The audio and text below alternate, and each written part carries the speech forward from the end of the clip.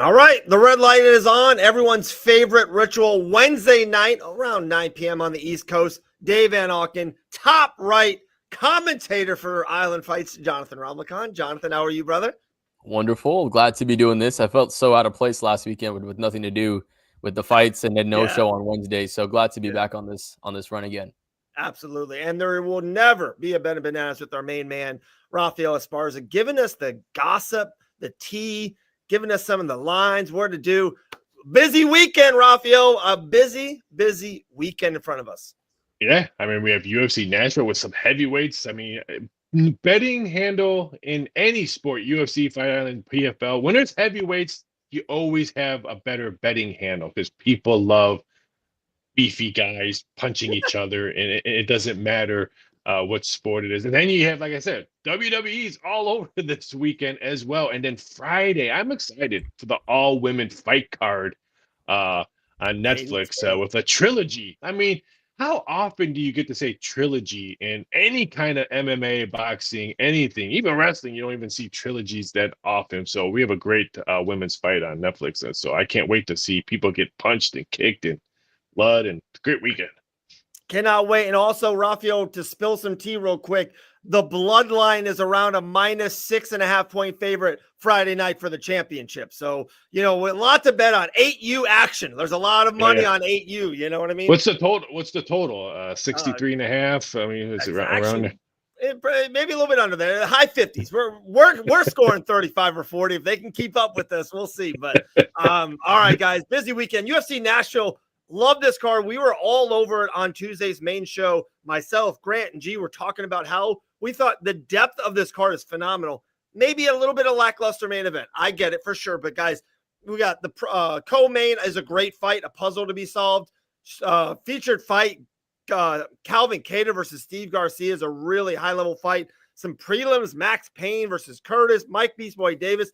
I feel like there's a lot of juice on this card. Jonathan, you've been cashing tickets for us.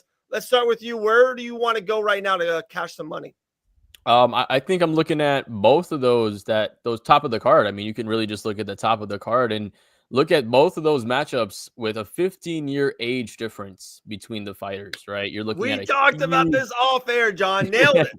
Nailed it. Age difference in those matchups. And, although I think Derek Lewis will be his patient self for some of that fight, he's going to have a dance partner that's willing to come and get it with him. And same thing with that co-main event, although, Stephen Thompson is going to be a little bit more of that patient type. Bonfim is a guy who's willing to go take that fight. So I think, honestly, you can look at both these fights, don't go the distance, and I'm liking that odds for something like that. I like that. I think it's absolutely madness that Derek Lewis, 40 professional fights, most of them in the UFC, and you got Teixeira here with 8 professional fights, and Derek Lewis is the plus 220 dog. I don't know what I'm missing. Like, I really don't. I said it off air to Rafael right before we got on. This is 100% Usman versus Buckley to me. And I think Buckley's done a lot to kind of earn that. Tallison's done nothing. Like a contender series fight. He fought a fighter who's now a light heavyweight and got him out of there. He could, of course, get the job done, but Derek Lewis, to me, has a long legacy behind him. I love Derek Lewis in the main event as a dog. Love. Rafael? I couldn't agree more. I mean, hopefully he keeps his shorts on if he does win, but I just don't understand the price. I understand him being a dog, but the price of the dog just puzzles me because we're talking about heavyweights. Everyone knows one punch of a heavyweight can knock down any other heavyweight. So you're trying to tell me Derek Lewis, who has power in both hands, this big of a dog, of a guy who's just pretty much wet between his toes when he goes into the octagon as a heavyweight. I'm just totally blown away. I do understand the dog form. I don't understand the price of the dog form. As well, the same thing with Wonderboy Thompson. I know Bonfim is probably the better mixed martial artist coming into his prime, but Wonderboy is a tough puzzle to solve. You only got 15 minutes, not a 25. And guys, I know Wonderboy, look at his resume. I think it's 6 out of his last 8 fights. You see the red stripe on Topology, but the best of the best guys in the division. He's fighting Bilals. He's fighting Burns in his prime. He just fought Buckley, was actually defeated Buckley too. He got caught. I think Wonderboy's got a shot here too. He's at plus 325. If you throw Wonderboy and D. Lewis together in a little underdog co-main and main event parlay, we're yelling, we're screaming. So I don't know. What do you feel about Wonderboy just getting the job done in 15 minutes?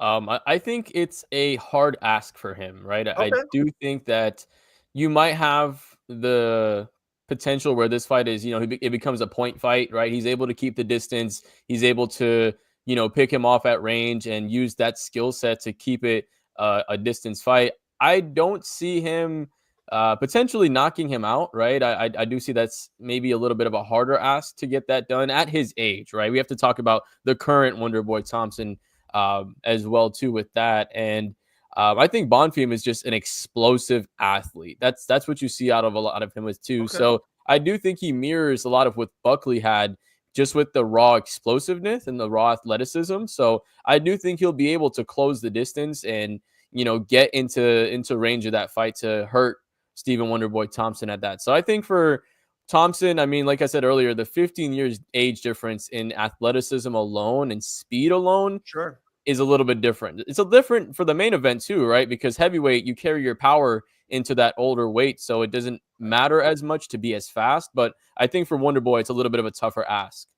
And Jonathan, with you kind of thinking the fight of this way, do you see Bonfim? Do you like a prop of like a 3rd round TKO for Bonfim to take a round or two to try to figure out the puzzle?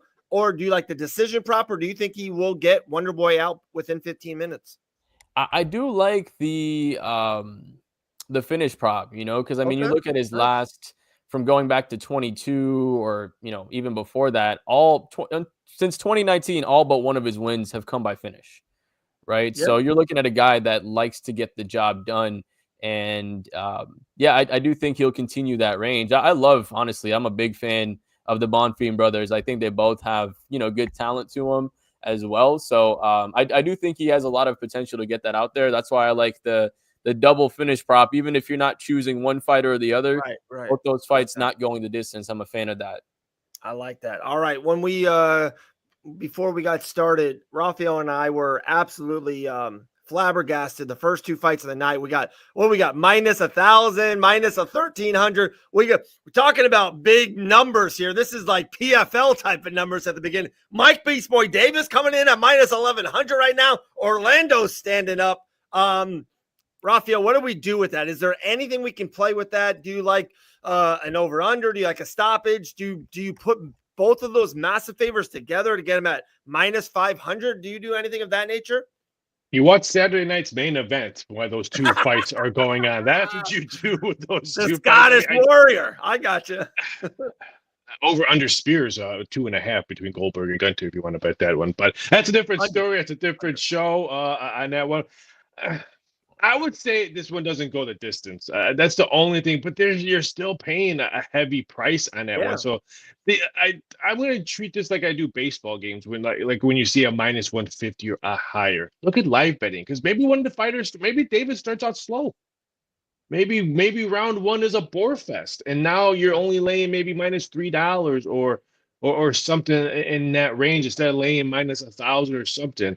I would say look at it that way, or just pass. There's other great fight cards to make money. You don't, just because there's how many fights are 12 in this card? Just because there's 12 fights doesn't mean you have to make 12 bets. Yep. Great point. I love that point. Well, other than Derek Lewis, I think my favorite bet on this card, I would love both your guys' take on it.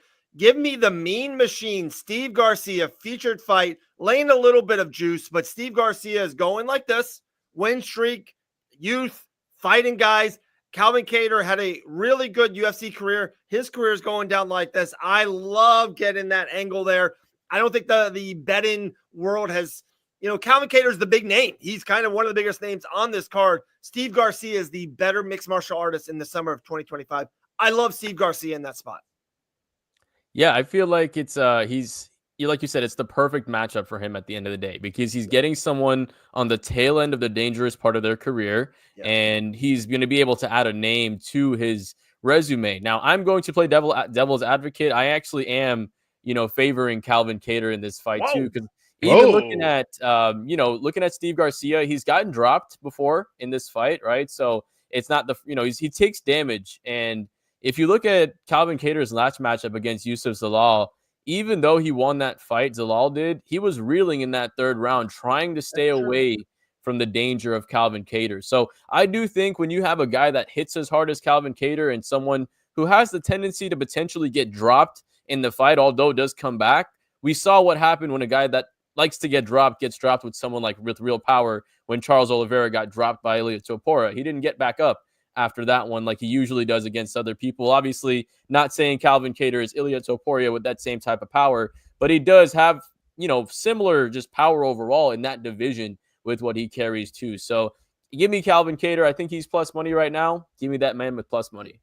Wow. Roth? Not going to be plus money lately. I mean, by fight time, he'll be the favorite, just the way the betting market. I mean, this one opened up Garcia minus 145. Yeah. And now minus 120. Offshore has minus 3 nickels on Garcia. So I wouldn't be shocked if plus money is on the other side. That's why I'm waiting for Garcia. I'm with Dave.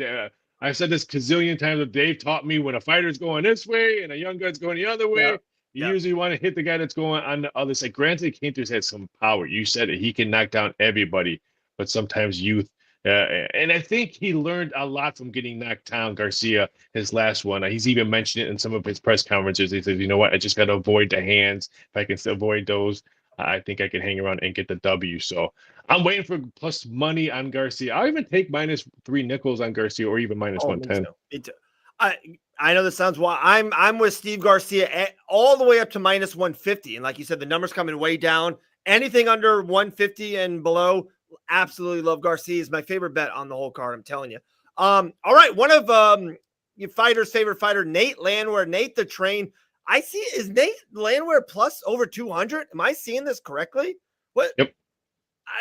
I feel like his opponent is one of those prospects that the MMA media darlings like, but is a 500 UFC fighter. Like I don't see it. He's 18-10, I believe, and he's 2-2 in the UFC. Nate the Train is that gritty guy. He I think he has a split decision win against Chepe Mariscal, and that reminds me of this. I love Nate the Train again at plus 220. Give me that all day long. John? I could see that on that one. But you said, I think the MMA media pushes Morgan. I always say it's almost like a dirt sheet. Well, I'll use another wrestling phrase. It's like a dirt sheet that's bringing a lot of more pump to where there's no pump to be pushed into. I think that's why the number is crazy as it is. But if I'm looking at something, I'm looking at the dog. Here's another fight. I just don't understand the number of being so high. Yeah. Right. With Nate, I mean, he's a guy that just. Oh, mute. Sorry about that. But yeah, you're good, buddy. Always going, right? He has that energy bunny type battery. And even if he's on his back, he's, doing slaps to the side of the head. He's, literally everything he can to get back to his feet. He's a guy that you want to, put money on because he's going to go and fight for your money at the end of the day. So I'm with you on this. Maybe he doesn't win the fight, but I mean, the plus money that he has there isn't something bad just to look at as well. Absolutely. Guys, is there anything else? This fight's going the distance as well. If there's one fight that screams to distance, it's this one right here. I like that. Either one, guys, do you guys have another favorite bet, an over-under, or just a winner, an underdog? Is there anything else that we missed on this card? If not, guys, Friday night, I would love a little Katie Taylor or Amanda Serrano. And, of course, there's 3 wrestle events. Is there a line in there? But let's stay here in UFC Nashville. Is there a bet that we missed so far in this card? There is one, and it's just straight up a long shot, right? There's, this is a madman bet. Lauren Murphy is a plus 475. And I think, I'm looking and trying to see what you can get with her by decision, because even plus 475 money line against a fighter that hasn't really proven too much, although I think she loses that fight, there's a route for her to get the win. We know what Lauren Murphy looks like, so we can see a Lauren Murphy masterclass, which might just be point fighting at the end of the day. She used that R word, Jonathan. She used that R word. She said the word retirement. You can't say that in the UFC. I don't like it, but I get what you're saying. She fought for the championship before. She's a very tough, gritty girl, but she used that R word, so I'm afraid of that. Yeah, some books she said the R word, and it was at plus 615. 10 minutes later, it was some books posted plus 650, almost plus 7-1 on her. That's the R word. Yeah, that's the R word. We're not racist at all on this show. It's the retirement word. That's our dirty R word. Retirement. All right, man. All right, let's get into boxing, guys. Katie Taylor, Amanda Serrano, Friday night, Madison Square Garden. After the Bloodline wins their championship, we're going to all go home and watch on Netflix this fight for free. Guys, I love this fight. It's a great fight. The first two have been epic. Rafael, where can we win money in Amanda versus Katie? We just said it. There's rumors that this could be Katie's last fight, and I was leaning towards Katie with the plus money and all that, and then I started reading the UK papers and stuff like that, and BBC, and then I'm like, son of a. So I'm still rooting for her, but I think Amanda gets the job done. The way Amanda attacks the body in the middle of the rounds is the reason why I think she wins this fight. Here we go, Jonathan. Any feelers on this? I'm just excited to watch an absolutely amazing female fight. That's, you know, betting perspective wise, that's not something my specialty there, but just to have another night of beautiful combat sports and two amazing female boxers. I mean, this is a trilogy that has superseded just women's boxing, and it's just overall combat sports. That's a legendary matchup that, you know, maybe we'll be talking about with our kids and our kids with a boxing match that really put the sport more on the map. And it's amazing, the thing that I think, guys, this trilogy has happened in the last 4 years, 3 years total. Quickly. In a men's trilogy, it would take 15 years for the two best to finally get back together and fight. They're like, no, we're the two best. We're going to keep on selling out different venues, big venues. I think, and I know people don't like Jake Paul and what MVP does. I think they've done a great job. This is the two best. It is must-see TV. Let's just keep putting it together. And like we said, it could be Katie's swan song. So I love it. Madison Square Garden, cannot wait. Last thing, Ralph, I know you're super into it. Is there a bet in line this weekend? A lot of action. Is Stephanie Van Queer going to win the Battle Royal at Evolution?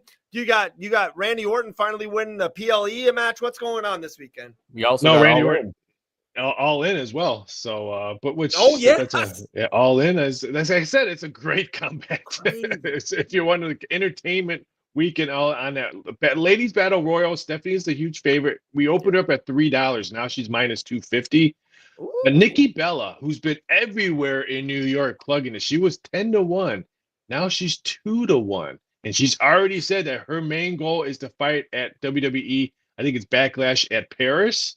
So her kids can Clash of Paris. So her kid can see it there and all that. So it's gonna be very, very interesting with the storylines of Nikki Bella. I mean, the women's WWE, I hate to bore people to death on this one. They need someone like Nikki Bella to come in because we saw one girl get hurt already, dislocated shoulder, and now we have rumors that another one just got a TV gig that's going to be missing out again. So they need someone to carry it. I don't want to mention names. I don't want to be spoilers, but I learned that talking to wrestling people that you don't want to give spoilers on the air. So, but that one, I'm a brand new TV show. It's going to be on FX. I think they start filming over the holidays. I'm a big Not Sam guy, and it's wild. So after the show is, after Evolution, he'll have like what we do here at Fight Minute.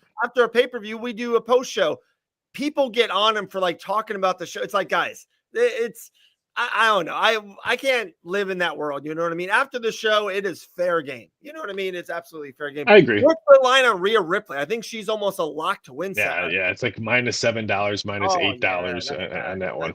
That's tough. Okay. I mean, the only thing that could be interesting is, does Seth Rollins cash his briefcase? Because everyone thinks Goldberg is winning. No, Goldberg is not winning. Don't forget, in 2022, he went overseas to fight Roman Reigns, and everyone thought Roman Reigns was going to lose to Bill Goldberg because it's been documented that Goldberg hates to lose. He fights with the writers. I am not losing to this guy. Blah blah blah blah blah. No, but I'm sorry, Gunter's minus 1,000. You cannot have Goldberg win in his last match and then have Seth Rollins come out and do something to Goldberg, because that storyline is dead. Then there's no storyline after that, if that's the case. So I think Seth Rollins interferes in this match and stomps someone's head, puts his briefcase in, and that's how he wins the belt. Extreme Rules, They had a big sign. It was John Cena versus Rob Van Dam. A big sign said, Cena wins, we riot. In Atlanta, Goldberg's hometown, there should be signs in there. If Goldberg wins, we riot. There's no way this man is beating the ring general Gunther, okay? Not in 2025. Can't see it. Jonathan, outstanding stuff like always, my man. Hey, great commentary work. Go to the Island Fights on the YouTube channel. Fight 3 or 4. Jonathan gets on the hot mic, kills it like always. One of the best in the business. Raphael, great stuff like always. Guys, we got to run. Good show like always, boys. Let's do it next week. UFC 318, The Last Dance, Dustin Poirier. I'll be there. Such a good card. Oh, my God. Top to You bottom. going to New Orleans? Yeah. I am not. Raphael. I will be there. Raphael's the man. All right, boys. Appreciate it. We got to run. We'll see you guys soon.